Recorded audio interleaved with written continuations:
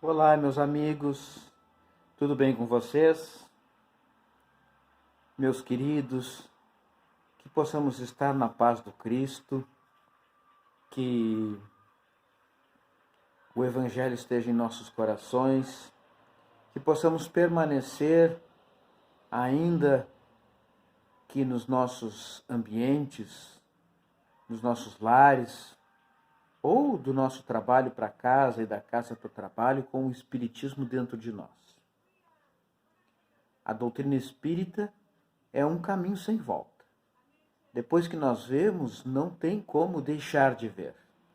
Não tem como tirar de nossas visões aquilo que nós já vimos e que percebemos que é o melhor para nós. Então, meus queridos, como nós estamos atravessando um mês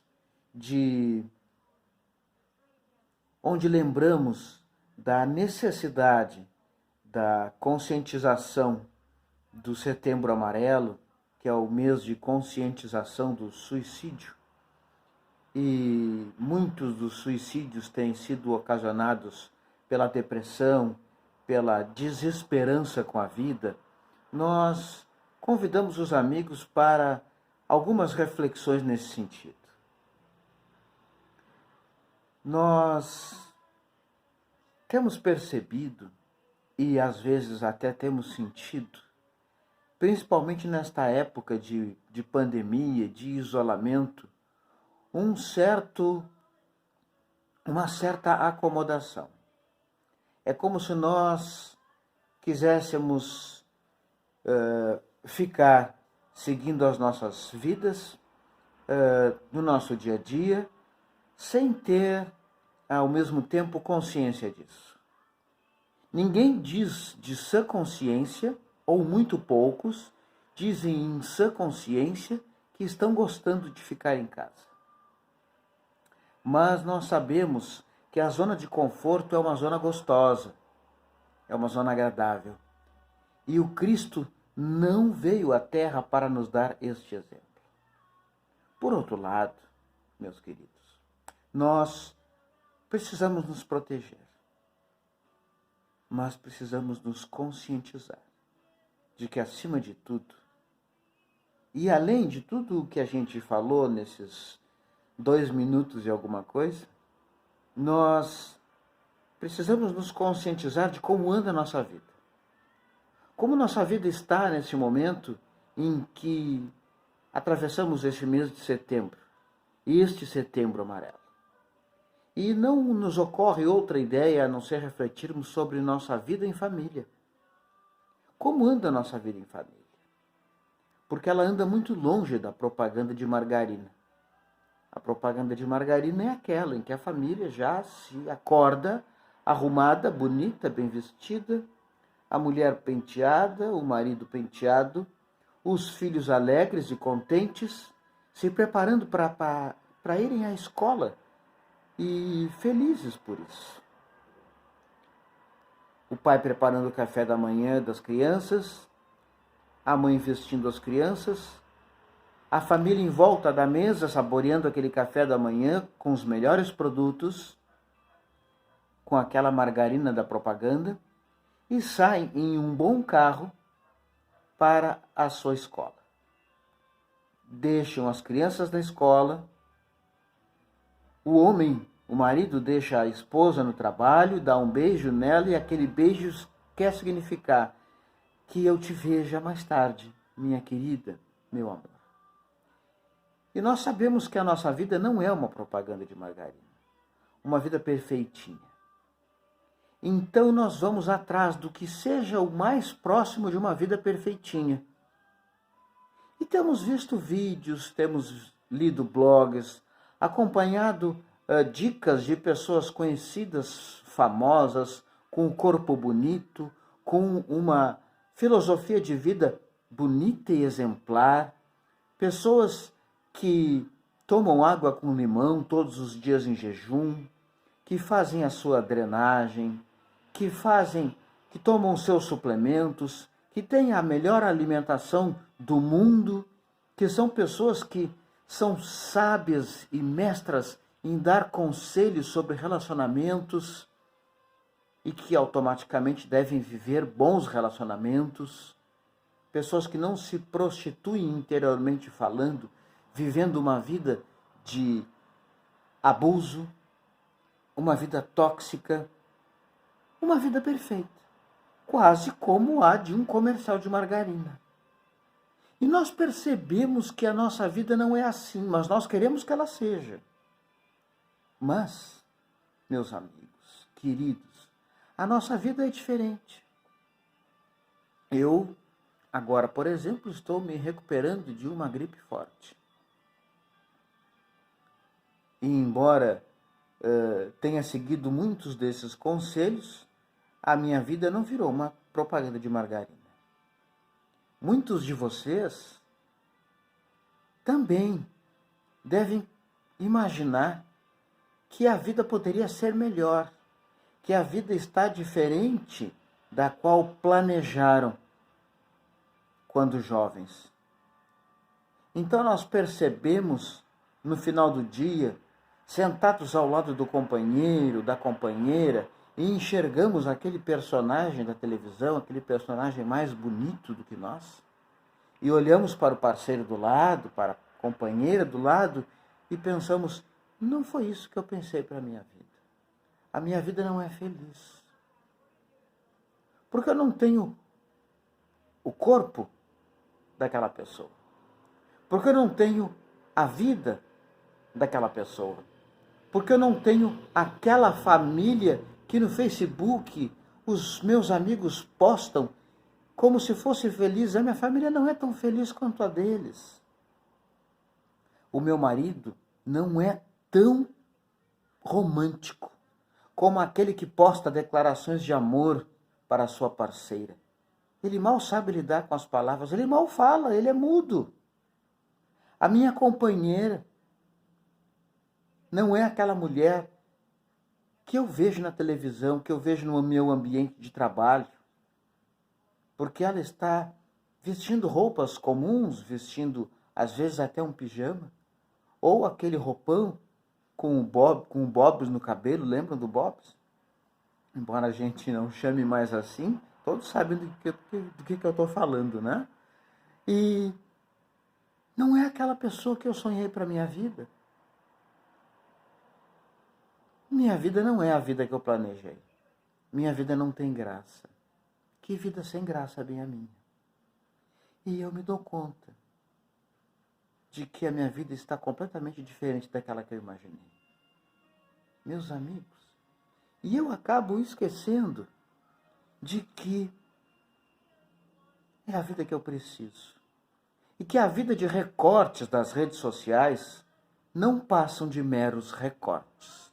Não é a vida de verdade.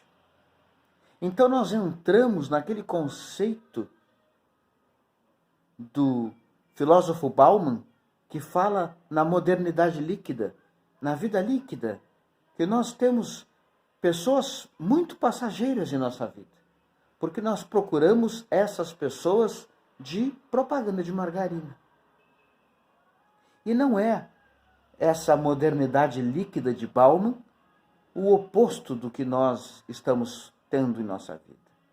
A nossa modernidade ela será líquida quando nós tivermos uma vida líquida, isto é, quando nós tivermos uma vida onde o que nós temos não nos basta e que passamos a procurar nos outros a nossa própria felicidade, como se nós precisássemos da companhia do outro para sermos felizes. Então eu tenho aquele amigo para ser feliz. Eu caso para que o outro me faça feliz. Eu tenho um namoro para que aquele namorado, aquela namorada me faça feliz. E esqueço de que quem vai me fazer feliz sou eu. Esqueço ainda de que quem vai me fazer feliz é a vida e ela não ocorrerá todos os dias. Porque também me venderam a propaganda enganosa de margarina.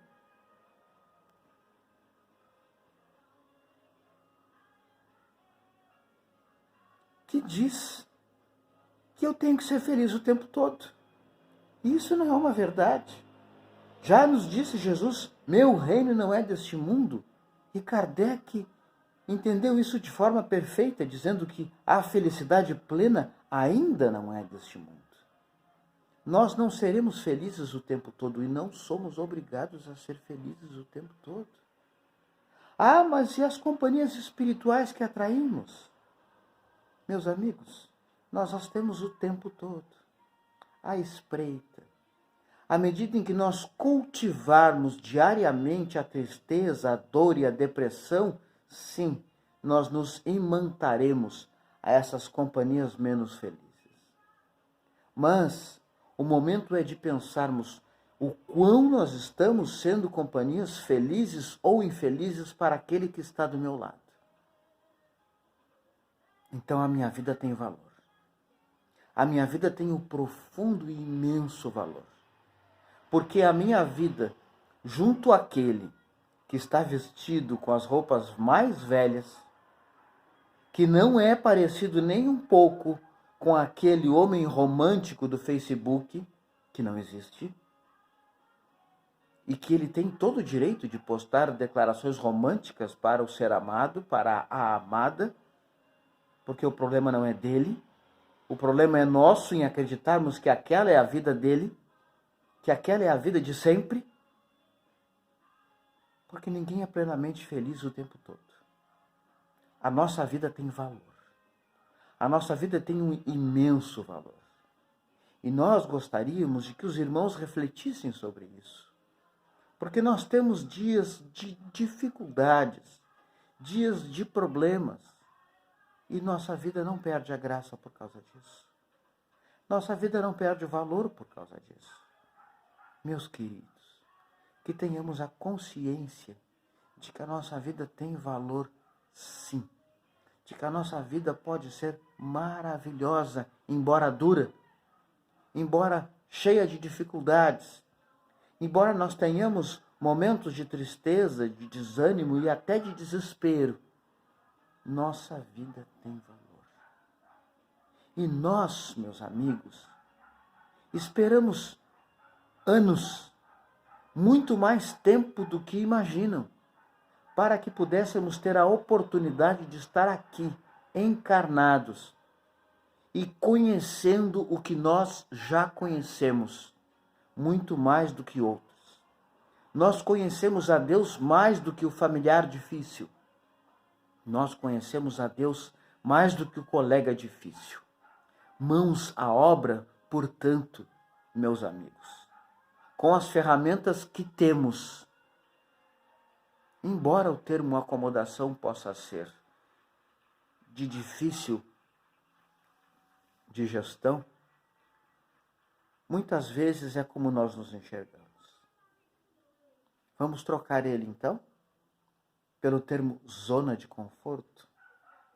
É agradável nós estarmos em uma zona de conforto. Mas muitos dos que não estão em nossa zona de conforto estão passando fome, estão com ideação suicida de verdade, estão enfrentando problemas muito mais sérios do que os nossos. Não quer dizer que os nossos não sejam sérios, mas estão por tirar a própria vida física. E não sabem que a nossa vida física, ela foi tão difícil de ser conquistada e construída do que a obtenção de um emprego em nossa terra nos dias de hoje. E que se tornará ainda um pouco mais difícil. Mais difícil ainda será se desistirmos do processo da existência, que possui, novamente, desculpem a repetição, um imenso valor. Que nós, meus amigos, possamos ter a alegria do convívio uns com os outros, que possamos nos respeitar acima de tudo, que possamos nos valorizar, que possamos valorizar esta etapa de pandemia, porque nós não precisamos deixar de ser espíritas com as casas fechadas. Aliás, tem algumas casas que estão funcionando com sistemas de distanciamento controlado. Em Pelotas mesmo. elas já estão funcionando. Que nós possamos refletir sobre o quanto podemos ser úteis a esses que estão atravessando problemas difíceis. E que possamos lembrar uns dos outros. Que possamos chamar uns aos outros. Companheiros da mesma casa, do mesmo trabalho, de casas diferentes. Vem cá, meu amigo, tu estás bem?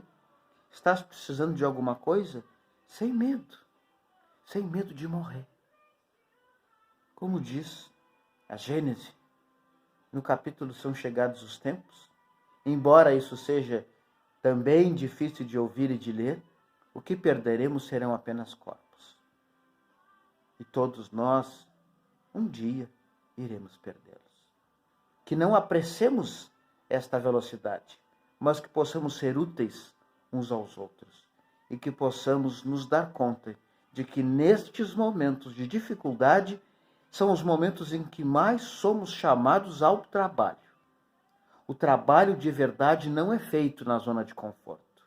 Ele é feito no meio do desafio, no meio do conflito, no meio das dificuldades. E por isso eu cumprimento a todos os que estão nos momentos dessas dificuldades tentando dar o seu melhor. E que possamos perceber, será que existe algo ainda um pouco melhor que possamos fazer? Isso serve a mim, a vocês, a todos nós, companheiros de jornada. Que estejamos atentos a esta realidade e que possamos, já que seguramos a charrua, nos lembrar que não podemos largá-la mais. Convido a todos a lembrarem do círculo de valorização da vida, através do número 144. Que possamos olhar as redes sociais e nos atentarmos aos convites que a Justiça Restaurativa tem feito para os círculos de construção de paz, aqueles que têm tido a ideação suicida. Através do nosso Facebook, estamos fazendo a propaganda para estes círculos, para rodas de conversa sigilosas, íntimas e confortáveis a este respeito. E que possamos acompanhar as palestras pela internet sobre a valorização da vida em família. Porque é para lá onde corremos quando as coisas estão difíceis. No dia 29 deste mês, falaremos um pouco sobre a vida em família no canal do Facebook do Centro Espírita de Mostardas, no Centro Espírita Raio de Luz. Procurem no Facebook, Grupo Espírita Raio de Luz. E no dia 29 estaremos falando sobre a valorização da vida em família neste momento de Setembro Amarelo. No dia 18 também pelo Grupo Espírita Allan Kardec, com o título Minha Vida Tem Valor. E quem sabe possamos fazer algumas lives, já que temos percebido que muitos de nós temos Facebook. E aqueles que não temos, que possamos repartir essas lives com aqueles que não têm, via este canal de WhatsApp. Que estejam todos confortados, amparados. Eu dou um beijo no coração de cada um de nós. E que saibam que trocando esta ideia com vocês, eu também me sinto com mais coragem de seguir a minha vida. Porque a minha vida também não é uma propaganda de margarina. É uma vida difícil, é uma vida atribulada, cheia de conflitos, como a de todos os que estão no planeta Terra. Um grande abraço a todos e que possamos nos habilitar ao trabalho no bem, por maior que sejam os nossos sacrifícios. Muito obrigado e até logo, irmãos queridos.